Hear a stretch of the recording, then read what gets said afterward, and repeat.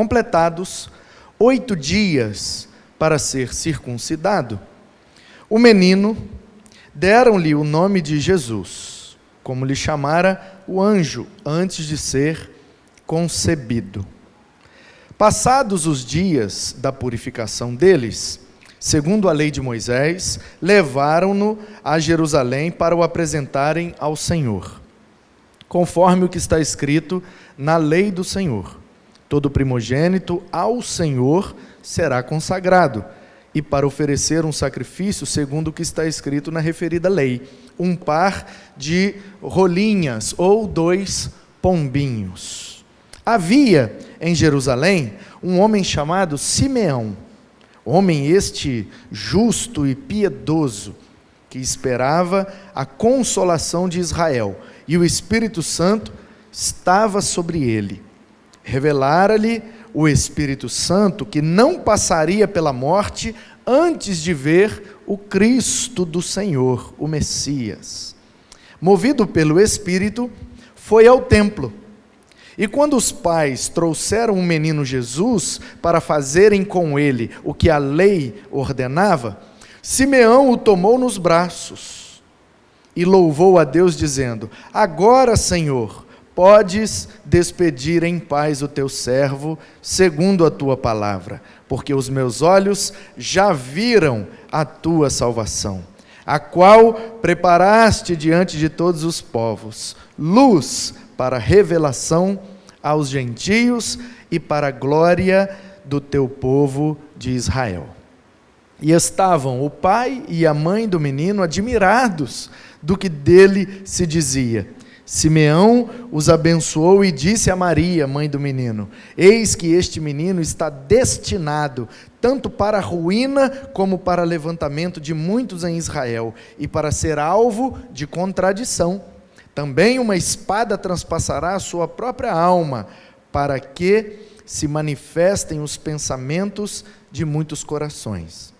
Havia uma profetisa chamada Ana, filha de Fanuel, da tribo de Aser, avançada em dias, que vivera com seu marido 7 anos, desde que se casara, e que era viúva de 84 anos.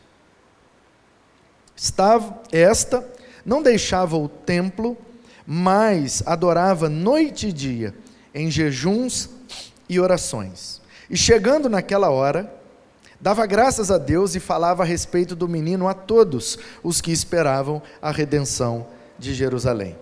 Cumpridas todas as ordenanças, segundo a lei do Senhor, voltaram para a Galiléia, para a sua cidade de Nazaré. Crescia o menino e se fortalecia, enchendo-se de sabedoria. E a graça de Deus estava sobre ele. Ora, anualmente iam seus pais a Jerusalém para a festa da Páscoa. Quando ele atingiu os 12 anos, subiram a Jerusalém, segundo o costume da festa. Terminados os dias da festa, ao regressarem, permaneceu o menino Jesus em Jerusalém, sem que seus pais o soubessem. Pensando, porém, estar ele entre os companheiros de viagem, foram caminho de 1 dia, e então passaram a procurá-lo entre os parentes e os conhecidos. Não o tendo encontrado, voltaram a Jerusalém à sua procura. 3 dias depois, o acharam no templo, assentado no meio dos doutores, ouvindo-os e interrogando-os. E todos os que o ouviam, muito se admiravam da sua inteligência e das suas respostas. Logo que seus pais o viram, ficaram maravilhados. E sua mãe lhe disse: Filho, por que fizeste assim conosco? Teu pai e eu, aflitos, estamos à tua procura. Ele lhes respondeu: Por que me procuravam? Não sabiam que me cumpria estar na casa de meu pai? Não compreenderam, porém, as palavras que lhes dissera. E desceu com eles para Nazaré, e era-lhes submisso. Sua mãe, porém, guardava todas estas coisas no coração. E crescia Jesus em sabedoria, estatura e graça diante de Deus e dos homens. Amém. Estamos em dezembro e já estamos vivendo e aprendendo e refletindo sobre o Natal, o nascimento de Jesus. Essa palavra Natal significa nascimento. Inclusive, conheço alguns homens, né, e até mulheres que nasceram em 25 de dezembro e se chamam ou Natal, ou Natalino, ou Natalina, né? Às vezes acontece. Então, nesse mês, nós estamos contando a história de Jesus, de eternidade a eternidade, passando pelo seu nascimento, que é comemorado agora, neste mês, dia 25. Então, o primeiro flash, que dá nome a essa série de flashes de Natal, porque nós estamos contando a história de Jesus em alguns flashes. Então, o primeiro flash é na eternidade.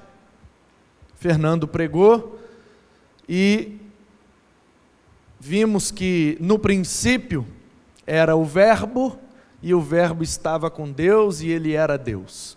Vimos a sua glória e ele encarnou. Então, a história de Jesus começa na eternidade, porque ele já era, antes mesmo de existir qualquer coisa, pois por meio dele tudo que foi feito se fez. Então, o primeiro flash é na eternidade. Tchaf, está lá.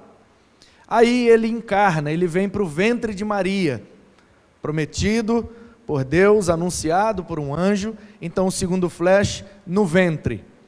9 meses depois, o César Augusto, né, obedecendo a Deus, porque o interessado em que Jesus nascesse em Belém da Judéia era Deus, porque ele havia profetizado isso através de Miqueias.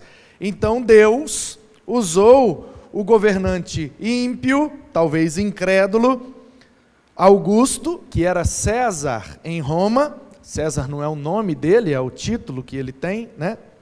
Então, o César, o rei, o imperador, chamado Augusto, fez aquele decreto: todo mundo tem que ir na cidade onde nasceu para recensear-se, para dizer que está vivo e que está lá, para que o Império Romano tivesse noção de quantas pessoas pertenciam ao seu governo, para fazer um cálculo de impostos. É um planejamento estratégico. E aí José sai com Maria, já próximo dos 9 meses, eles vão para o sul, lá em Judá, chegam na cidade de Belém, de onde José era oriundo, procuram uma pousada. A pousada não tem mais vaga, porque está lotado, todo mundo foi por causa do censo, e aí o lugar que tinha para eles se abrigarem era um curral, que a Bíblia chama carinhosamente de estábulo, mas é onde ficam os animais na roça, nós chamamos de curral. E no curral, o que mais se parece com um berço é o coxo, a manjedoura, né? Manjar é o verbo comer em latim, então a manjedoura é o lugar onde os animais comem. E aí ali no coxo, aproveitando as palhas, né, das sobras do alimento dos animais, embrulharam Jesus num pano, colocaram ali. Então o primeiro flash é na eternidade, o segundo flash no ventre, terceiro flash na manjedoura, e agora vem o quarto flash, que é no templo. Porque eles, depois de Jesus ter nascido ali em Belém, eles esperaram ali 8 dias. Porque na lei de Moisés, lá em Levítico, capítulo 12, você vai ver ali os versículos 1, 2 e 3, vai dar as orientações de que, da mesma forma que era com as mulheres em sua separação, não sei se você já leu na Bíblia isso, as mulheres em sua separação. Ezequiel 36, na versão Almeida Revista e Corrigida, né, diz que, assim como a imundícia de uma mulher em sua separação, assim são os vossos pecados perante a minha face. O que é que Deus está dizendo? A mulher em sua separação é o que a gente chama hoje de menstruação. Sabe a menstruação? Que todo mês vem, a mulher ela não engravida, então o organismo coloca aqueles óvulos ali para fora e sai, né, no sangue. O útero expele aquele sangue para, né, jogar para fora o que não foi consumado. Quando a mulher é engravida, ela não menstrua. Então a menstruação é a preparação da mulher para engravidar. Caso não haja a fecundação, ela expele colocando aquele sangue para fora. Quando o povo estava no deserto, porque o livro de Levítico foi escrito no deserto, Moisés indo do Egito, para Canaã, parou no Sinai, recebeu os 10 mandamentos, depois eles acamparam em Cades Barneia, ali ele continuou escrevendo, e o livro de Levítico, então, são as regulamentações da vida litúrgica, moral e espiritual do povo. E aí, uma das regras, uma das leis que está no livro de Levítico, é com relação à mulher em sua menstruação. Ela tinha que ficar 7 dias fora do arraial. Eles estavam acampados ali, e aí a menina lá menstruou, e agora o que é que faz? Não tinha mods, não tinha OB, não tinha absorvente. Eles estão no deserto, gente. Está no deserto. Não tem chuveiro, não tem sabonete, nem líquido, muito menos íntimo, não tem. Então a menina começou a menstruar. Faz o que agora? Não tem pano sobrando, porque eles estão no deserto. Como é que faz? Então, qual é a ideia da lei? Muitas vezes a gente lê a Bíblia na perspectiva de hoje em dia e não compreende. E olha como o povo era machista, eu não acredito na Bíblia porque a Bíblia é machista, só porque a menina menstruou, bota ela para fora. Não, é porque você está pensando nos dias de hoje. Hoje a menina consegue estar no nosso meio assim, tranquilo, e você nem sabe se ela está ou se ela não está naqueles dias, porque tem os artifícios hoje higiênicos, naquele tempo não tinha. Imagina uma menina que tem um fluxo muito forte, 1 dia, 2 dias, 3 dias, 4 dias menstruando sem parar, e não tem nada higiênico para colocar. Como é que convive no meio? Primeiro, o cheiro que ninguém ia aguentar, aquele sangue pisado, aquela coisa vai embolando nos panos no vestido dela e desce sangue pelas pernas. Não tem água, meu irmão, está no deserto. Como é que limpa? Como é que lava? O cheiro que ninguém aguenta começa a atrair mosquito e coisa. E outra, o risco de infecção, o risco de contaminação, é sangue vivo. Então o que é que Deus, sabendo do risco de contaminação que tem no sangue de uma pessoa, caso ela esteja com alguma doença, e eram muitas doenças naquele tempo, em meio ao deserto, sem higiene, sem lavar a mão, sem nada, percebe? Por que Deus manda o povo não comer carne de porco? Porque Deus não gosta dos porcos. Não, é porque lá não tem geladeira, não tem freezer, e porco é a carne que estraga rápido. Então você mata um porco aqui, guarda a carne, vai ali, quando você volta já estragou num sol de 45 graus. Você vai deixar uma carne de porco exposta? Você tem que matar e comer na hora, o que sobrar joga fora. Mas o povo não tinha fartura para guardar. Então Deus fala, vai comer nada disso, porque isso aqui pode fazer mal e matar vocês. Então vocês vão descansar uma vez por semana, porque senão vocês vão morrer de trabalhar nesse sol. Todas as leis que Deus dá é para o bem do povo, é para proteger o povo naquele contexto complicado que era o deserto. A separação da mulher é a mesma coisa. Coloca ela lá separada, quando diminuir o fluxo, aí leve ela, onde tem lá uma água, limpa, lava e depois volta com ela para dentro do arraial, para diminuir o risco de infecção, contaminação, de doenças. Por quê? Porque Deus tem um plano para aquele povo tem que chegar vivo em Canaã, e Deus, na sua pré-ciência, já sabe que vai demorar 40 anos. Então esse povo não pode morrer aí. E para eles permanecerem vivos, porque eles não estão acostumados a morar aí. Eles moravam no Egito. Eles eram escravos, trabalhavam demais, mas eles tinham uma casinha para morar e uma comidinha para comer. Agora não, é cada um por si. E por isso que Deus manda o maná, a farinhazinha que cai, para eles fazerem o pão, e o maná não dura nem de um dia para o outro. Tem que comer naquele dia, no dia seguinte vem mais maná. Deus está protegendo o povo, porque Ele sabe, também em sua presciência, que o povo vai demorar 40 anos, e que aquela geração que saiu do Egito não vai entrar em Canaã. Daquela geração que saiu do Egito, só Josué e Calebe entram. Os demais são filhos, netos, não sei se deu tempo de ter bisneto, mas são os descendentes daquela geração que saiu do Egito. Então, como Deus é sábio e inteligente, ele dá algumas regulamentações para privar o povo daquilo que prejudica a sua saúde, porque ele precisa que aquele povo permaneça vivo para gerar filhos que vão herdar a terra prometida. Quem entendeu, diz amém. Por isso tem a lei da separação. E em Levítico capítulo 12, Moisés diz assim, semelhantemente à lei da separação das mulheres, façam também com os meninos. Quando um menino nascer, fica com ele embrulhado num pano, quieto ali no lugar que ele nasceu, 7 dias não mexe com ele. Até hoje a gente faz assim. Olha que nós estamos com a medicina avançada, os meninos nossos nascem no hospital, com tudo esterilizado, com tudo top. E ninguém é doido de pegar um menino recém-nascido de 2, 3 dias e sair com ele sem vacinar, sem cuidar, sem dar os devidos preparos. Vê se o menino nasce lá, no outro dia ele já vem aqui para apresentar. Nada, vem aqui com 1 mês, já 2 meses, que aí já tomou todas as vacinas, já fez tudo que precisava, para proteger a vida do bebê, porque ele é frágil, acabou de nascer, meu querido. Imagina no deserto, que não tinha vacina, não tinha esterilização, não tinha ar-condicionado para manter o ambiente limpo, não tinha nada não, meu irmão.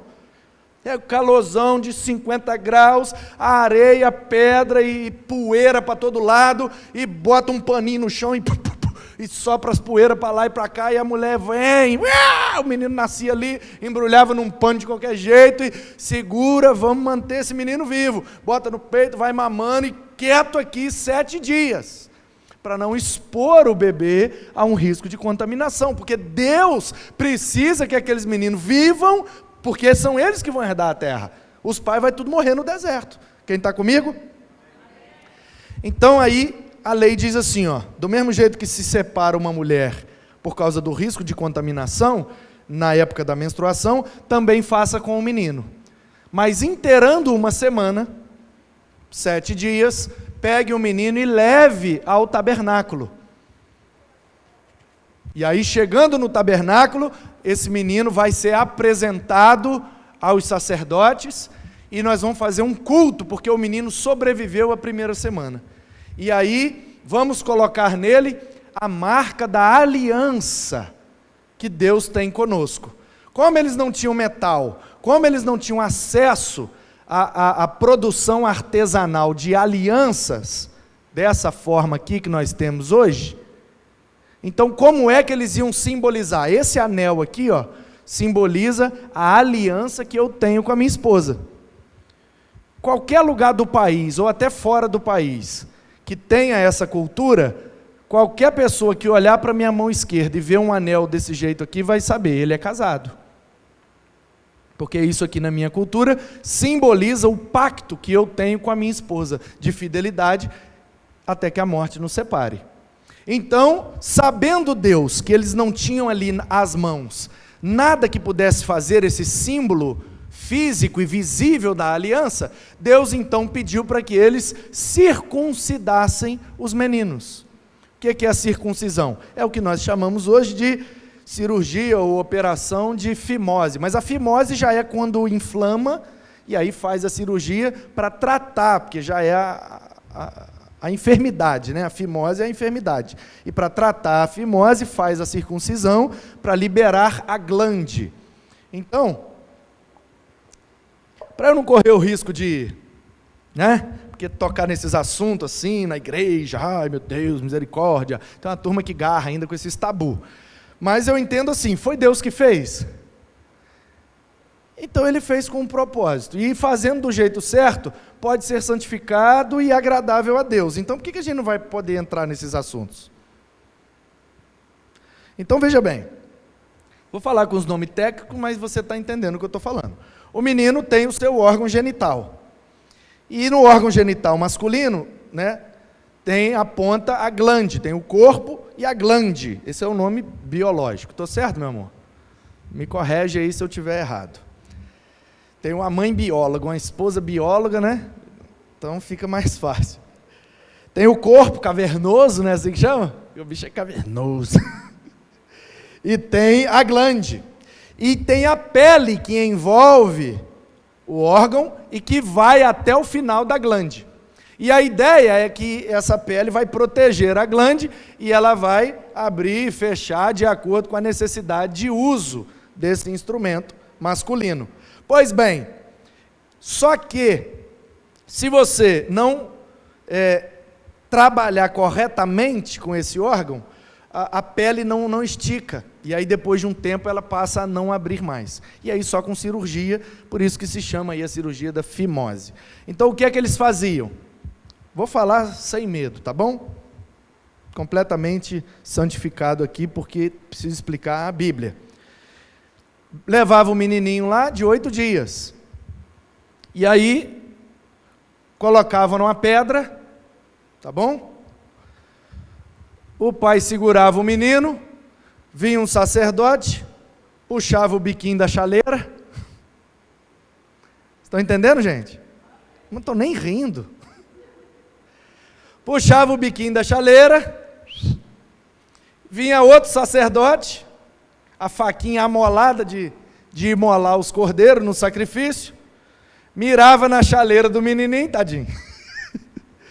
E agora nós marcaremos esse menino com o sinal da aliança de Deus. Enquanto os levitas cantavam e tocavam, o sacerdote ia lá e...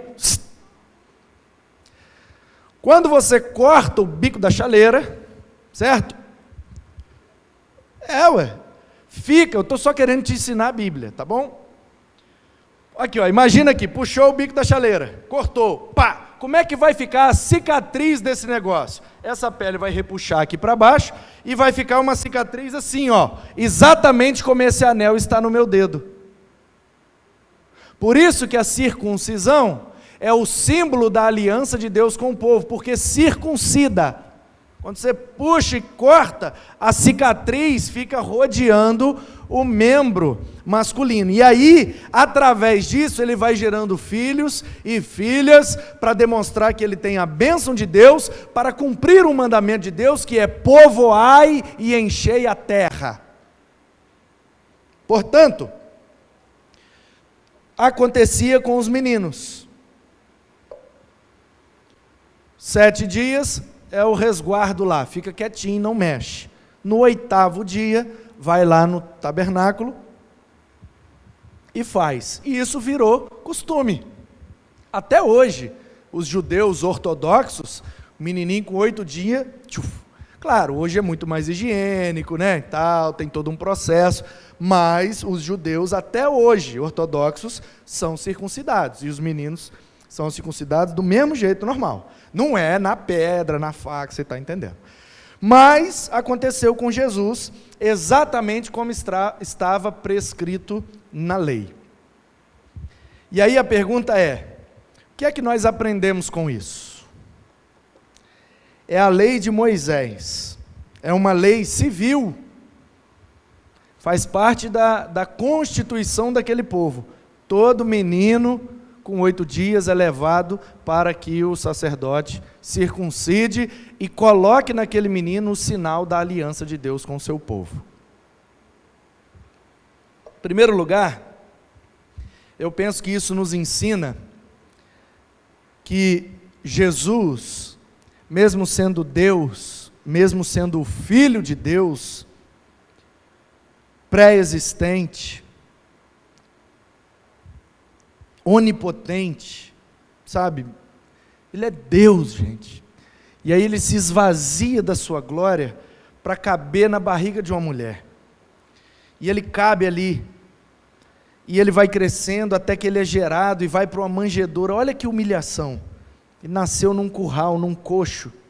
Aí agora ele precisa, para cumprir a lei e o costume de um povo, precisa ir lá e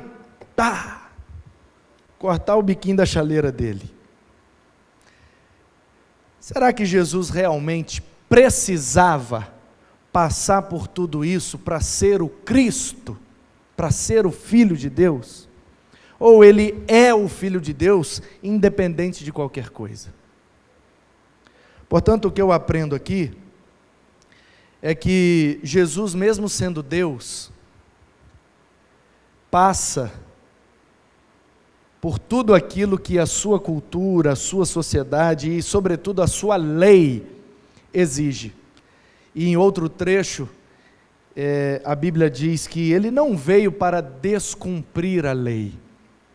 Pelo contrário, veio para cumpri-la e torná-la eficaz, porque a eficiência da lei é apontar para Cristo, porque ninguém consegue obedecer a todos aqueles mandamentos. Portanto, só a fé em Cristo, que é o único que conseguiu obedecer toda a lei, é o que nos justifica de todo o pecado, nos perdoa e nos concede a vida eterna. Portanto, o que nós precisamos aprender aqui, com esse episódio na vida de Jesus, é que nós devemos, como cidadãos, sim, viver conforme as leis do contexto onde estamos inseridos. Não é porque a gente é cidadão dos céus que a gente tem o direito de quebrar as leis da terra. Nós temos leis, exigências. Tem coisas na nossa sociedade que são vistas como ilegais, outras são vistas como imorais, e a gente precisa estar atento para não destoar, para que a nossa fé não seja um testemunho contra nós, mas ao nosso favor. Em segundo lugar, o texto diz que ele foi apresentado no templo, conforme estabelecia a lei. Todo primogênito ao Senhor será consagrado, e para oferecer um sacrifício, segundo o que está escrito na lei, um par ou 2 pombinhos, 2 aves, 2 rolinhas, 2 pombinhos, a ave era a oferta de menor valor que tinha. Se lembra daquela passagem que Jesus chega no templo e tem uma turma no pátio dos gentios fazendo troca? São os cambistas. Você lembra disso? E ele pegou um chicote, que o nome correto é azorrague, e e dá chicotada nas bancas de troca e expulsa os vendilhões do templo. O nome deles é cambistas, porque câmbio é uma palavra em latim que significa troca. Casa de câmbio é o lugar que você vai para trocar dinheiro, trocar valores. O quilo do ouro vale tanto, então toma meio quilo e me dá tanto. Esse é o câmbio. Ok? Então os cambistas são os caras que trocam. Como é que funcionava isso? Vamos supor que você morava lá na Galileia, e como um judeu, você mesmo morando na Galileia, você tem que ir lá em Jerusalém no templo, na Páscoa, no Pentecostes, tabernáculos, ou num culto. Eu estou com vontade de cultuar a Deus. Eu trabalho com azeitonas, eu tenho aqui vários pés de azeitonas, chamado na Bíblia de oliveiras. Ou eu tenho várias figueiras, pés de figo. Ou eu tenho videiras, pé de vida, pé de uva. Não importa o que eu crio, trigo, boi, vaca, cabrito, ovelha, não importa. Como é que funcionava? Então, se eu tenho uma plantação aqui de azeitona, chegou na época da colheita, eu colhi a azeitona, aí eu tiro ali 10% da colheita da azeitona, boto nos jumentinhos, nos burrinhos, e vou lá em Jerusalém, para quê? Para dar a minha oferta lá, o meu dízimo, a minha contribuição, para sustentar os levitas lá. E aí, eu levo um saco de azeitona, e falo, isso aqui é para a minha oferta, para fazer o meu culto. Esse tantão de azeitona eu coloco lá no gasofilácio, que eram as caixas enormes, onde o povo colocava as ofertas, alçadas, seja de colheita ou de produção, em dinheiro, em talento, onde a viúva colocou 2 moedinhas, lembra? Que aí fez o barulho, Jesus elogiou ela. Então, eu só mexo com azeitona, eu tenho azeitona. Só que se eu entrar com um saco de azeitona e der na mão do sacerdote, não tem como ele matar as azeitonas e oferecer a Deus. Porque a ideia de culto que eles têm, até o ano 70 depois de Cristo, enquanto o templo de Jerusalém ficou erguido, era dessa forma. Depois que foi destruído pelo general Tito, não pratica mais assim.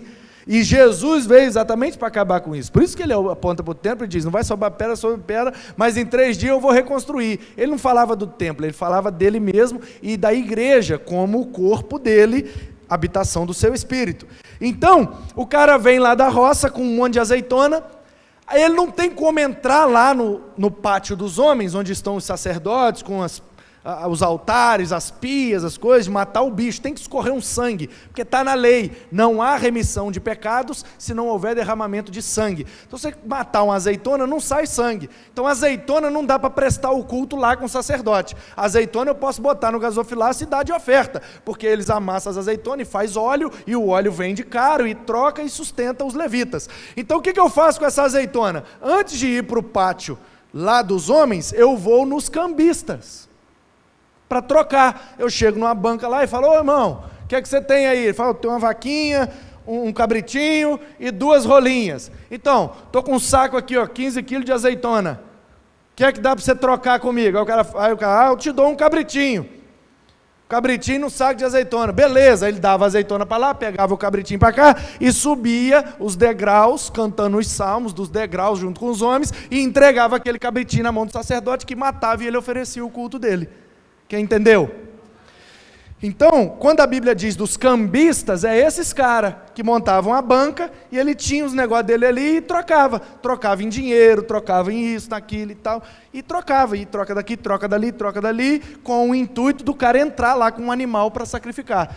A oferta maior de sacrifício para a morte era a vaca, né, bovino, vaca ou boi. Depois tinha os cabritinhos, as ovelhas, os cordeirinhos, e depois tinha as rolinhas, eram os menores, mais barato. O cara é pobre lá do interior, ele não tem fazenda, ele não faz nada, ele trabalha de empregado para os outros, e ele ganha 1 denário por dia, dá mal para se sustentar, aí ele vem com uma moedinha, um denáriozinho que não dá para nada, aí ele chega lá na casa de câmbio e fala, ô meu irmão, eu vim aqui prestar um culto a Deus, porque culto na mentalidade deles é entregar uma oferta viva na mão do sacerdote, para ele matar o derramamento de sangue, bota fogo no bicho, a fumaça sobe, Deus recebe aquele culto, e ele fala, pode ir que você já está perdoado. Aí o cara, ai amém, estou perdoado. Sistema, né, sacerdotal de culto. Nós não vivemos nisso mais. Por quê? Porque nós cremos que Cristo é o Cordeiro de Deus, que morreu de uma vez por todas. Pela fé no sacrifício de Cristo, eu posso ser perdoado, não precisa mais matar bicho. Ele já morreu de uma vez por todas, como ensina a Epístola aos Hebreus. Então, pela fé em Cristo, temos os nossos pecados perdoados. Ninguém trouxe um bichinho para eu matar aqui e se sentir perdoado. Por quê? Porque nós entramos aqui com ousadia, no Santo dos Santos, na presença de Deus, pelo que Cristo já fez por nós. Amém? Então, o cara chegava lá, trocava, entrava, fazia. Os cambistas tinham o lugar deles, na beira do templo. Só que tinha um pátio, né, o templo era enorme e tinha vários pátios. Tem o pátio das mulheres, onde elas ficavam ali, cantando, dançando, fazendo os tricôs, né?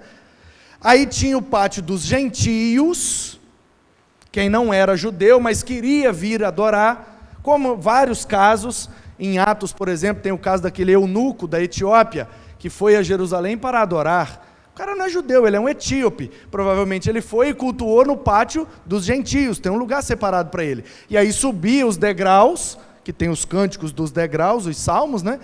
E lá em cima ficava o pátio dos homens, mais à frente ficava o altar, a pia e as coisas para o sacrifício, e mais acima um véu, um pano que cobria lado de lá, e aí uma pequena sala, onde ficava a Arca da Aliança, as tábuas da lei de Moisés, e ali era chamado o Santo dos Santos, o lugar santíssimo. Só o sumo sacerdote, uma vez por ano, entrava lá para interceder a Deus pelo perdão dos pecados de todos que ali cultuavam.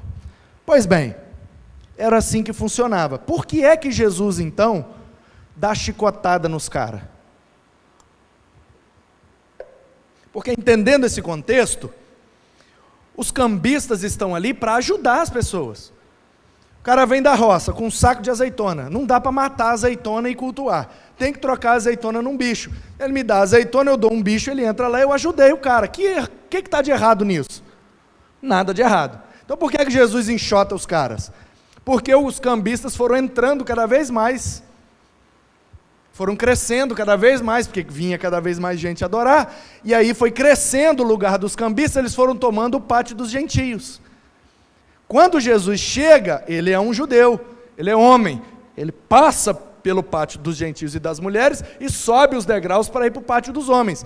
Quando ele entra no templo e vê que no pátio dos gentios está tomado de cambistas, aí ele se revolta, pega o chicote e bota para fora. Por quê? Porque o câmbio está errado. Aí tem gente que interpreta nesse sentido, porque lê a Bíblia com a mentalidade de hoje. A Bíblia não é de hoje, gente, é de 2000 anos atrás, lá da Palestina, não tem nada de Brasil, não.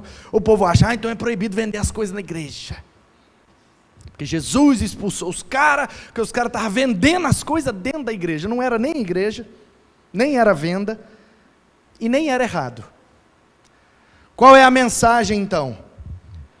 O câmbio é bom, ter os cambistas para ajudar quem vem de longe e não cria bicho para matar, mas não pode entrar no pátio dos gentios, porque senão quem é gentio não tem lugar para adorar a Deus, e Jesus veio para que todos tenham acesso ao Pai em adoração. Por isso que ele fica irado, e a ira não é pecado, a raiva é tumoi, a ira é orgis, palavras gregas diferentes que a Bíblia bota diferente para ajudar nós. Deus tem ira, ele não tem raiva. Então a ira é um sentimento ruim acerca de uma injustiça. Quando Jesus vê que o pátio dos gentios está tomado de cambistas, ele fala, isso aqui é uma injustiça. Vocês acham que só o judeu que tem direito de adorar aqui dentro? Não, sai para fora, vai, seu lugar é lá fora, vai trocar as coisas lá fora. E deixa esse pátio liberado para os gentios adorarem, porque eu vim para que todas as famílias da terra sejam abençoadas. Essa é a promessa que Deus fez para Abraão. Então, Jesus entra no templo para oferecer o sacrifício segundo a lei. E a lei de Moisés dizia assim, para que o sacerdote faça esse serviço de cortar o bico da chaleira, tem que oferecer uma oferta para consagrar o menino a Deus. E a oferta que a lei exige é um pombinho, a menor oferta possível. O que é que você aprende com isso? O que é que isso fala com a sua vida e com a sua percepção espiritual das coisas? Eu não sei você, mas eu entendo da seguinte maneira. No 21, Jesus completou 8 dias e foi ao templo para circuncidar, conforme orientava a lei. Mas a lei não fala só do dia, a lei fala também da oferta. O que é que isso me ensina? Que não basta só cumprir as regras, temos que de coração voluntário oferecer coisas ao nosso Deus. Oferecer aquilo que Ele coloca para nós, aquilo que Ele coloca em nós. O que é que nós temos oferecido a Deus? Se lembram da história do filho pródigo? A Bíblia, as editoras bíblicas chamam aquela passagem de a parábola do filho pródigo. Pródigo é uma palavra que significa gastador, porque o mais novo, se revoltou contra o pai e falou, me dá minha herança, eu vou embora. O que ele estava dizendo para o pai? Prefiro que você esteja morto, porque herança é um negócio que o filho recebe quando o pai morre. Se ele está falando, me dá minha herança, ele está dizendo, para mim você vale mais morto do que vivo. E isso é uma completa desonra e desrespeito ao pai. O pai dá para o menino mais novo, lembrando que é uma parábola, uma história com que ela é fictícia, e Jesus estava falando para os religiosos, fariseus e escribas, que estavam questionando o fato dele comer com pecadores. Lucas capítulo 15. O menino pega a herança do pai, que era muito rico, e sai pelo mundo gastando tudo, por isso ele é pródigo. E aí quando ele está lá no chiqueiro comendo com os porcos, ele pensa, poxa, os empregados do meu pai comem melhor do que isso. Quer saber? Eu vou voltar para casa e oferecer meu pai para trabalhar para ele. Porque trabalhar para o meu pai como escravo é melhor do que ficar aqui comendo lavagem.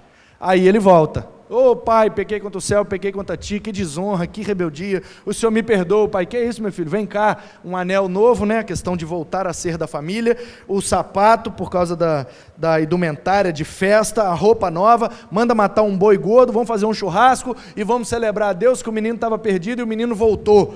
Aí o mais velho, está de canto lá, se lembra, O mais velho está lá. Para mim, o mais velho é o personagem principal da parábola. Para mim não é o mais novo. Por quê? Porque Jesus falava aos religiosos. E quem são os religiosos? Aqueles que acham que por cumprir as regras têm crédito com Deus. E Jesus está falando exatamente o contrário. Não é porque você é mais velho. O mais velho da parábola representa os judeus, que achavam que eles eram os certinhos. Porque o mais novo volta, olha como é que Jesus é genial.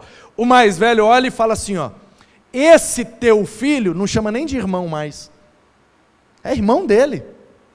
Esse teu filho gastou toda a herança, e o senhor vai dar uma festa para ele, e eu que estou aqui todo dia de sol a sol trabalhando, e o senhor nunca fez uma festa para mim. O que é que Jesus está querendo dizer para os caras?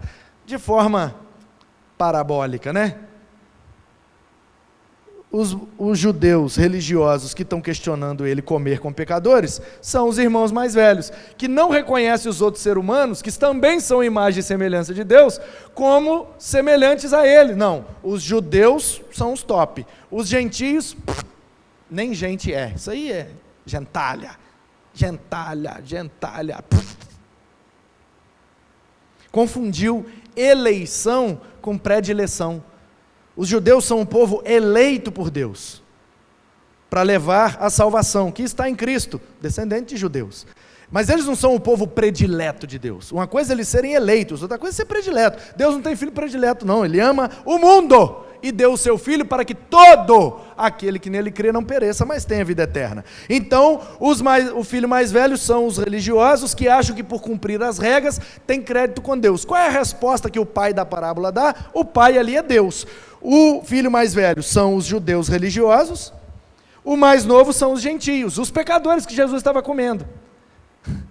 Então o mais velho, os religiosos, está olhando para o mais novo, os pecadores, está dizendo, você come e bebe com pecadores, você é igual a eles, você não é da nossa laia, eu nem discuto, eu estou em outro patamar.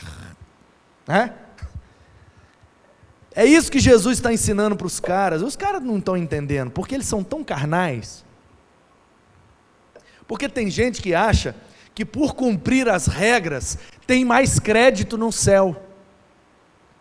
Eu não falto um culto. Eu não deixo de dar um dízimo. Eu não falto a EBD. Não sei o quê. O que eu estou falando é para a gente não ter compromisso com nada, chutar o balde, então bora viver do jeito que for. Não, só se você tiver a cabeça ruim. Se tiver a cabeça ruim, aí você leva para esse lado e você se lasca. Mas se você tiver a cabeça boa, a cabeça bíblica, você está entendendo que não é para cumprir as regras e achar que está resolvido. É para cumprir as regras de forma voluntária, oferecendo voluntariamente aquilo como oferta a Deus. Eu não estou aqui nesse culto, eu não sentei ali para cantar junto com os irmãos que ministravam aqui em cima, eu não estou aqui agora pregando a palavra para cumprir uma regra, para gerar mais um crédito no céu. Não, eu estou aqui e não vou faltar. Por quê? Porque para mim é prazeroso passar esse tempo aqui com vocês, adorando o Deus que nos criou, nos preservou e nos providenciou tudo para estarmos aqui, nos sentindo perdoados em Cristo e pelo Espírito, levando a nossa adoração, que é espiritual e verdadeira. Se fizermos tudo de forma voluntária, generosa, seremos agradáveis a Deus. O que não pode é a gente ficar cumprindo regra, fazendo conta, sabe, de números. Eu vou dar uma oferta ali, mas diz que é 10%, então se eu ganho R$1.008,40, eu tenho que dar R$108,04. Então, está vendo como é que eu sou fiel? Eu dou 108 e dou 4 centavos, porque eu sou fiel. Dá 110, larga de ser miserável. Está 120, 150, logo arredonda.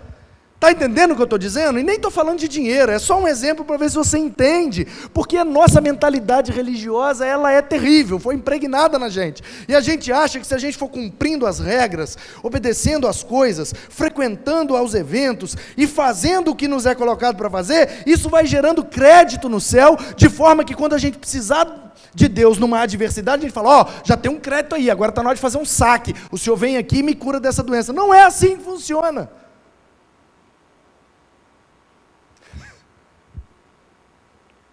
Não é assim que funciona. Não tem uma conta lá no céu em nosso nome, e tudo que a gente obedece à lei vai gerando crédito, e quando a gente precisa de Deus, a gente faz um saque, e debita daquela conta. Não é assim que funciona, porque o nosso Deus é um Deus de amor, nosso Deus é um Deus de graça, e lá do céu Ele olha ali e sabe que aqui embaixo ninguém merece nada. Portanto, cultuar, frequentar EBD, pregar, cantar, e fazer tudo, e furar buraco, e fazer rampa, tudo isso é para nós um grande privilégio.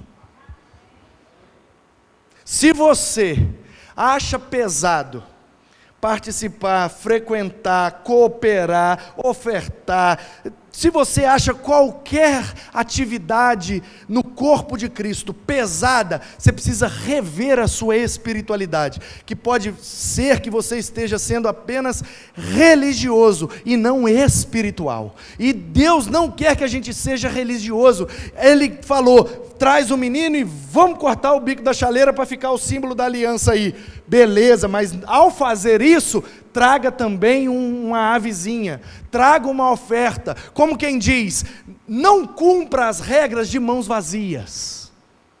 Está entendendo, irmão? Porque às vezes a gente frequenta culto, a gente frequenta BD, a gente traz até o dinheiro, porque tem gente que cisma de fazer analogias literais. Se deu um pombinho, então tem que dar. Qual é o preço de um pombo hoje? Um pombo hoje custa mais ou menos R$10, então eu não posso vir um culto sem dar R$10. Não é, meus queridos, que a gente tem que fazer tudo que é colocado para fazer, achando que com isso nós estamos sendo filhos preferidos de Deus. A gente tem que fazer tudo de coração, de forma leve, com generosidade, por prazer de fazer, e é exatamente quando a gente atinge esse ponto da espiritualidade, é que se torna leve, porque o fardo de Jesus é leve, e o jugo dele é suave. Portanto, se é pesado para você frequentar a EBD domingo de manhã, se é pesado para você ir no pequeno grupo terça-feira, se é pesado para você vir aqui na quinta, se é pesado para você colocar um dinheiro, por favor, não faça. Favor que eu estou te pedindo. Com o coração pesado, com a alma penosa, aquela coisa de tenho que dar isso aqui, porque senão Deus vai pesar a mão na minha vida. Não, meu querido. Se é assim, faz não. Fica de boa, fica em paz, entendeu? Vai para a praia, compra de batata frita e água de coco, e amém. E leva a sua família, talvez seja até um culto mais agradável. E esse é o nosso grande problema. A gente tem uma mentalidade religiosa, e Jesus é aquele que vem nos ensinar que Ele não veio somente para cumprir as regras, Ele não descumpre a lei, hora nenhuma. Portanto, o que Jesus está fazendo é elevar o patamar e não diminuir. Então se não é por cumprir regra, então vamos quebrar tudo. Não, é para cumprir as regras com o plus que Jesus trouxe. Qual é o plus? Ele fez tudo, inclusive morreu, e nada disso foi pesado. Por quê? Porque ele entendia que esse era o propósito da vida dele. Quando nós entendemos o propósito da nossa vida, nada mais fica pesado. É impressionante, irmãos. Em um determinado momento da minha vida, eu fui convencido, porque é o papel do Espírito nesses dias, né? Convencer os pecadores. Então ele convence, eu sou pecador, fechou a conta. Eu fui convencido pelo Espírito de que o propósito da minha vida, eu nasci, no ano que nasci, no mês que nasci, no dia que nasci, na cidade que nasci, na família que nasci, com a cor da pele que eu nasci, com todas as capacidades, habilidades e limitações que nasci para um propósito, para o propósito de anunciar, explicar, ensinar e edificar a igreja através da palavra de Deus. Então é isso que o Senhor quer de mim? É isso. Acabou, meu irmão. Acabou. Aí quando me chamam para fazer uma outra coisa, entendeu? Que eu sinto que não é o meu propósito, se der eu vou. Se não der, não vou não. Por quê? Porque não me atrai, para mim é pesado. Está entendendo? Eu tinha crise, eu não sei você, mas eu morria de crise quando vem os missionários na igreja para dar testemunho. Não, mas eu quase entrava embaixo do banco de vergonha, porque eu não me sentia crente. Eu falava, gente, esse cara largou tudo e foi para a África, está comendo barro lá com sal, bebendo água de chuva, misericórdia, e o homem vive com $10 por mês, e eu estou aqui, gente, eu não sou crente, esse homem, meu Deus, me perdoa, eu acho que eu não sou nem salvo não, meu Deus, será que eu sou salvo mesmo? Será que eu sou um crente mesmo? Eu ficava em crise. Porque os caras vêm e botam aquelas fotos, e eles largam tudo, e tal, e sofre, e os caras que estão lá no Oriente Médio, sendo ameaçados de morte, os caras que estão na Coreia, não sei aonde, meu Deus, esses caras são crentes demais, eles são corajosos, eu não sou, eu entrava em crise, até o dia que eu entendi, Deus não me chamou para isso, chamou eles, é problema deles. Por quê? Porque eles, se botar a cabeça no travesseiro no Brasil, não dormem em paz. Eles ficam, eu devia estar na África. Oh Senhor, eu devia estar na África. Meu Deus, eu estou em pecado. Eu devia estar na África. Eles têm a consciência pesada, porque eles sabem para o que foram chamados. Aquilo grita dentro deles.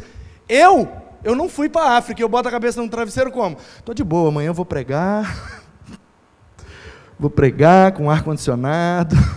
Carpete, tratamento acústico, aleluia, eu não sou menos crente do que o outro que vai para a África, nada, Deus me chamou para isso, porque se todo mundo estivesse na África, como é que ia ficar Guaranhuns, né Senhor? Então o Senhor me chamou para Guaranhuns, aleluia, eu estou aqui.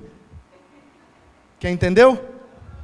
É isso, queridos, é isso que Jesus quer ensinar para a gente. Devemos obedecer a Deus? Claro, devemos cumprir as regras, as leis, inclusive civis, lógico, mas não devemos achar que somente isso basta.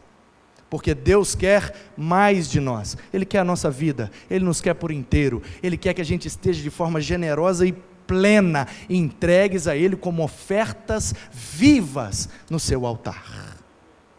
Amém? Terceira coisa que eu aprendo, a primeira, devemos cumprir a lei. Segundo, devemos cumprir mais que a lei e ir para o patamar da generosidade. Terceiro, do versículo 25 até o 35, diz que tinha um sacerdote lá, coroão, já idoso, Simeão, e ele ia para o templo, todo dia, já velhinho, a barba branca, o cabelinho branco, e ele ia para o templo, e aí o povo encontrava ele, ô seu Simeão, tudo bem com o senhor, meu sacerdote? Aí ele, tudo bem meu filho, ô seu Simeão, por que o senhor ainda vai para o templo, o senhor já está de idade, tem que aposentar? Não, porque Deus deu uma promessa para mim, eu vou ver o Messias, enquanto eu não ver o Messias, eu não posso morrer, eu não vou morrer enquanto eu não ver o Messias, e aquele homem está ali gente, anos e anos e anos e anos e anos e anos e anos, um belo dia, ele chega como sacerdote para o turno, porque você sabe, eram turnos, Davi inventou lá uma metodologia top de escalas de trabalho, de turnos entre os levitas, trabalha aqui, trabalha ali, trabalha lá, cumpre a escala e vai se virando, ele chega para cumprir a escala dele, a estola sacerdotal, vai entrando, e tem um levitinho, um menino aprendiz lá, ele fala, e aí meu filho, o que é que tem para nós hoje? Ah, tem que circuncidar um menino que chegou aí, pois não, traz um menino lá, ele já está velho, ele já não está aguentando mais, aí ele pega o menino, quando ele pega o menino, ele... A Bíblia diz, aconteceu um negócio dentro dele, gente. Ó, 26. Havia em Jerusalém um homem chamado Simeão, ele era justo, piedoso, esperava a consolação de Israel, o Espírito Santo estava sobre ele. Revelara-lhe o Espírito Santo que não passaria pela morte antes de ver o Cristo do Senhor. Movido pelo Espírito, ele foi ao templo, e quando os pais trouxeram o menino para fazer com ele o que a lei ordenava, Simeão tomou o menino nos braços. Quando ele tomou o menino nos braços, ele começou a cantar. Agora, Senhor, podes despedir em paz o teu servo. Aí você imagina, você levou o menino para circuncidar, é um evento nobre, sério, litúrgico, ritualístico, vou levar o menino no templo para circuncidar, um sacerdote vem, pega o menino, segura, bota lá, o outro vem, amola a faca, aquela coisa religiosa, cumprir a lei, gente. É como o batismo, é como apresentar um bebê aqui, ninguém fica cantando, brincando, é um momento solene, estão entendendo? De repente o cara pega o menino e começa a cantar. Eu fico imaginando o povo olhando e falando, esse velho endoidou. Que diz respeito, um momento solene, poxa, eles são lá da Galileia, e vem aqui, que desrespeito, o cara pegou o menino, está cantando, e ele canta. Estavam ali o pai e a mãe do menino, admirados do que dele se dizia. Simeão os abençoou e disse a Maria: esse menino está destinado tanto para a ruína, falava da cruz, como para o levantamento de muitos em Israel, a salvação, e para ser alvo de contradição. Também uma espada transpassará sua própria alma, para que se manifestem os pensamentos de muitos corações. Muitos vão odiar, pelo simples fato de ser um filho de Deus. Pois bem, o que é que nós aprendemos com isso? Que quando nós obedecemos a Deus, andamos em santidade, em obediência, mas não por obrigação, por prazer e pelo privilégio de servir a Deus, sendo generoso e pleno em nossa entrega diária a Deus, existe em nossa vida motivos para louvar, motivos para cantar, motivos para se alegrar. Eu não conheço ninguém que vive 100% entregue a Deus, para tudo que Deus quer, e vive pelos cantos reclamando, não, por quê? Porque quando nós nos entregamos plenamente a Deus, nós temos uma vida feliz, com momentos de tristeza, e enquanto nós não nos entregamos a Deus, nós temos uma vida triste, com momentos de alegria. Aí vai ali, faz uma festa, aí bota a cabeça no travesseiro, bate a tristeza de saber que não é feliz de fato, e aí fica dependendo de uma festa aqui, numa social ali, é uma balada aqui, um rock ali, uma birita aqui, é um negócio ali, fica vivendo de momentos. Por quê? Porque não tem a felicidade plena na sua vida. Mas quando nós nos entregamos plenamente, quando nós, como Jesus no templo, sabendo que hoje o templo não são essas paredes, nada, a gente só se reúne aqui porque aqui está preparado para aprender melhor, porque tem um sonzinho, que tem um tal, é uma estrutura para a gente adquirir melhor o conhecimento que se passa aqui. Mas o templo hoje, de fato, somos nós. Então nós, como filhos de Deus, quando estamos o tempo inteiro, com ousadia, no Santo dos Santos, vivendo na presença de Deus, em tudo que fazemos, em todos os lugares onde vamos, há nos nossos lábios um cântico, há na nossa vida motivos para louvar a Deus. Temos que obedecer, mas não podemos fazer isso por religiosidade, tem que ser com prazer. Isso vai gerar motivos para louvar, e haverá palavras de Deus para orientar a nossa vida, porque depois que o cara canta, uma mulher chamada Ana, filha de Fanuel, da tribo de Aser, uma tribo esquecida, ninguém fala dessa tribo. Quem era Aser? É um dos filhos de Jacó, um dos 12 de Israel, e ninguém fala, e é uma mulher, e as mulheres não tinham muito crédito naquele tempo, e essa mulher viúva, 84 anos, mas ela não deixava o templo e adorava noite e dia em jejuns e orações, chegando naquela hora dava graças a Deus e falava a respeito do menino, a todos que esperavam a redenção. Entenda a cena. José e Maria chegam com o menino, os sacerdotes preparando para circuncidar, vem o velho Simeão, fala, esse menino, e começa a cantar, e canta, e a dona lá olhando, 80 e tantos anos, viúva, a dona olha e fala, eu estou entendendo o que está acontecendo ali, ó. Esse velho não está doido não, esse velho não está esclerosado não, esse velho está louvando a Deus, porque aquele menino é o Cristo, é o Salvador que a gente esperava. Ei, aí a mulher sai profetizando em Israel, chegou a salvação, é o menino que acabou de ser levado ao templo ali, é o Cristo, quem crê nele vai estar salvo, e a mulher vai pregando e profetizando, que Jesus já estava no meio deles.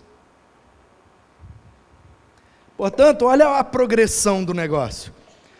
Quando eu obedeço a Deus, fazendo de forma generosa e plena, de livre e espontânea vontade, voluntariedade, entrega e sacrifício total, isso me dá motivos para louvar, para agradecer, para ser grato, e um cântico está no meu lábio o tempo inteiro, e aí de repente começa profecias a meu respeito, profecias de Deus que vão orientar a minha vida conforme a sua palavra, porque cumpridas todas as ordenanças segundo a lei, eles voltaram para a Galiléia, a cidade de Nazaré. Aí o que é que eu vejo aqui? Eles voltando para a sua rotina normal de vida. Eu não sei se acontece com você, mas às vezes a gente vai nos cultos, nos congressos, assim, nos eventos, que parece assim diferente, especial. Você fala, nossa, Deus, mas hoje foi bom demais, hoje foi 100%, hoje foi top, eu cantei, eu louvei, eu agradeci, e eu bebi de balde, o que Deus falou para mim, eu entendi tudinho, só que depois você tem que ir para casa, e aí chega em casa, tem louça suja para lavar, aí tem uma roupa para tirar do varal, aí tem um móvel lá que está quebrado, você esqueceu de arrumar e tem que arrumar esse negócio, e o chuveiro está com problema, tem que ver esse negócio, e aí você entra no carro, o carro não pega, você fala, eita nós, porque ninguém vive de evento, por mais que a gente viva um evento especial, depois a gente tem que ir para casa, e voltar à rotina, e é na rotina que as coisas vão se perdendo, e a gente até esquece desses momentos especiais que nós vivemos, porque a rotina vai trazendo os pequenos problemas, que vão se juntando, e vira uma bola e engole a gente. Então qual é o segredo? É você, apesar da rotina da vida, você ter momentos especiais com Deus, é não permitir que a sua rotina te afaste da intimidade com Deus, é não permitir que a sua rotina te tire do templo. Se você não entendeu, é porque você está pensando em termos físicos, eu estou falando em termos espirituais. Nós somos o templo de Deus, irmãos. Agora nós estamos reunidos aqui, daqui a pouco nós vamos sair, isso aqui vai ficar vazio. Isso aqui vazio não é igreja, é só um prédio, é só tijolo, só é igreja quando nós estamos aqui. E se nós formos lá para a praia, a igreja está na praia, e se nós formos para a montanha, a igreja está na montanha. Isso aqui é só tijolo, e pano, e ferro, e sei lá o quê. E quando Jesus voltar, ele não vai levar esses panos não, gente, vai levar nós, amém? Então, qual é o segredo de uma vida cristã no templo? É eu entender que eu sou o templo, então eu tenho que estar em culto o tempo inteiro onde eu estiver. Se eu agir dessa forma, ligado em todas as circunstâncias, porque uma coisa pode ser Deus falando comigo, uma outra coisa pode ser um alerta, e Deus está querendo se relacionar comigo e que eu me relacione com Ele em todo o tempo e em todos os lugares. A gente precisa tirar da nossa mentalidade essa coisa de domingo, clero, templo, sabe? De que culto é o que a gente faz aqui dentro, de que dia de culto é quinta e domingo. A gente precisa tirar isso, a gente fala isso aí no popular, a gente escreve culto, quinta-feira, para alcançar aqueles que não têm essa compreensão, mas nós temos que ter a compreensão de que não é só isso aqui que é culto, o culto é nossa vida, não é isso aqui que é templo, o templo somos nós, então onde quer que eu esteja, eu preciso estar em culto. Aí eu fiz uma besteira, isso aqui não é para fazer no culto, eu peço perdão, e eu creio em Jesus, Deus me perdoa, eu volto para o culto, imediatamente. É assim que se vive, no templo, sendo o corpo de Cristo, sendo a habitação do Espírito, onde quer que a gente esteja, o que quer que a gente esteja fazendo, o tempo inteiro, está lá trabalhando, tem que estar ligado, eu estou em culto, está jogando bola, eu estou em culto, é culto. Se nós estivéssemos aqui dentro, na quinta-feira, a partir de 19h30, ou no domingo, a partir das 19h, você teria coragem aqui dentro de dar um palavrão daquele que você fala, blá! Não. Então, se você faz isso lá, você tem que ter a consciência, eu também estou em culto, igual lá. Se lá eu não posso fazer isso, aqui eu também não posso. Mas eu fiz, e agora eu tenho que morrer? Não! Há um advogado no céu, Jesus Cristo o justo, e tudo que vocês confessarem, Ele intermedia e traz o perdão para vocês. Então, Senhor, me perdoa, não devia ter falado isso, não devia ter feito isso, não devia ter pensado isso, não devia ter acessado isso, não devia ter... O Senhor me perdoa? Em Jesus, em nome de Jesus, amém, obrigado Senhor, estou perdoado, pronto, voltou para o culto, vida que segue. Temos que quebrar esses paradigmas, irmãos, entendeu? De culto, clero, domingo, templo, tem um dia certo, tem uma hora certa, tem um lugar certo, que aqui é o altar, tudo que sai daqui é de Deus, e não, não. É em todos os lugares, aqui também, às vezes. Mas não é sempre. Que pode sair palavra daqui também que não vem de Deus. O segredo é que Deus mistura a palavra dele com a nossa. Aí de vez em quando pega um ali, pega outro lá. Mas nós precisamos ter essa consciência de que o tempo inteiro nós somos o templo. E Jesus está no templo o tempo inteiro, se nós somos a habitação do Espírito dele. Você entendeu ou não? Acho que eu já estou viajando demais, vamos acabar. E o último pedaço aí diz o seguinte: chegou o dia da Páscoa. E o menino estava para fazer 12 anos. Aí volta o ritual, o bar mitzvah, o momento que o menino, que já foi circuncidado aos 8 dias, já foi apresentado no templo, ele vai e não frequenta mais o templo. Por quê? Porque ele é criança, ele é menino. Ele vai para a sinagoga aprender a lei, escrever e aprender a lei de Moisés com o rabino, até 12 anos. Só na sinagoga. Lá é o pátio dos homens. Aos 12 anos, eles abrem esse precedente. Aos 12 anos, o menino é trazido pelo seu pai, apresentado ali no pátio dos homens, e eles fazem aquele ritual que chama bar mitzvah. Os meninos judeus passam por isso até hoje. Só tem uma diferença que agora é com 13 anos, porque entende que é 12 anos completos, e o menino só completa 12 anos quando ele faz 13, né? Você entendeu? Então, eles levavam os meninos, aí cantam as músicas, bota a mão no menino, abençoa. Bar mitzvah, que significa filho da lei, filho da ordenança, do mandamento. Então, ele ainda não é homem, porque a maioridade civil vem aos 30 anos, mas ele já tem a maioridade religiosa. Isso significa o quê? Que a partir dos 12 anos, se ele foi no templo e passou por aquele ritual, agora ele não é considerado varão na sociedade, mas ele já pode cultuar a Deus e frequentar o pátio dos homens nas festividades. Passou pelo bar mitzvah, o ritual de iniciação na religião judaica.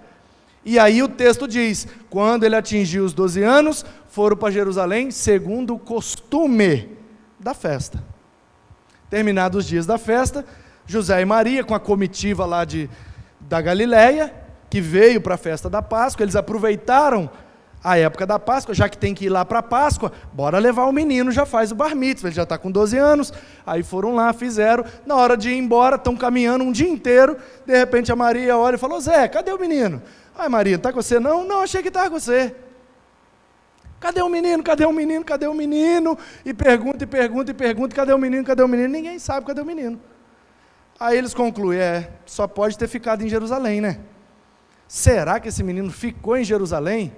Então bora.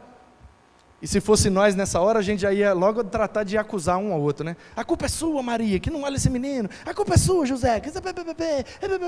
Mas a Bíblia diz que eles não brigaram, não. Eles não ficaram se acusando, nem brigando, não. Eles procuraram a solução. Qual é a solução? O menino deve estar em Jerusalém. Bora para Jerusalém. E aqui eu aprendo a última coisa. A gente quer viver uma vida de obediência, amém? Além de obedecer, a gente quer viver uma vida generosa, voluntária e espiritual, se entregando como ofertas vivas, amém? Isso vai gerar em nós motivos para louvar, para cantar, para viver de forma feliz, amém? Isso vai atrair a vontade, a palavra e a direção de Deus para as nossas vidas, amém? Aí a gente vai ter que voltar para a rotina, e é na rotina que o negócio vai peneirar a gente, porque vai vir a rotina desgastante, e aí vão vir os problemas, e quando vier o problema, como é que a gente resolve? A gente volta para Jerusalém. Jerusalém simboliza a presença de Deus, a vontade de Deus, o local de adoração a Deus. Portanto, essa é a maneira de viver no templo. Essa é a maneira de um cristão viver sendo templo de Deus o tempo inteiro. Obedecendo de forma generosa, louvando, agradecendo, recebendo as orientações mediante a profecia, e mesmo que tenha problemas na sua rotina, está sempre disposto a voltar para Jerusalém em busca de Jesus.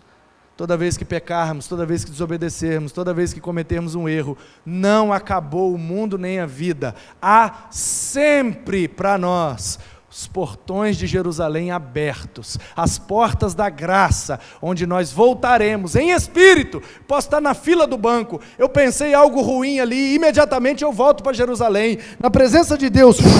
Senhor, me perdoa, devia ter pensado isso, tira esses pensamentos pecaminosos da minha cabeça, em nome de Jesus, amém. Voltei para o culto, estou em Jerusalém, vida que segue, cântico no lábio e alegria no coração, e vamos ficar atentos que Deus tem coisa boa para nós, em todo tempo e em todos os lugares. Que Deus te abençoe, meu querido. Que o amor do Pai possa inundar o seu coração. Que a graça de Jesus possa te abraçar nessa noite. E a consolação do Espírito possa te trazer sempre junto da igreja, em comunhão. E que prossigamos dessa forma, no centro da vontade de Deus, que é a nossa Jerusalém espiritual. Amém.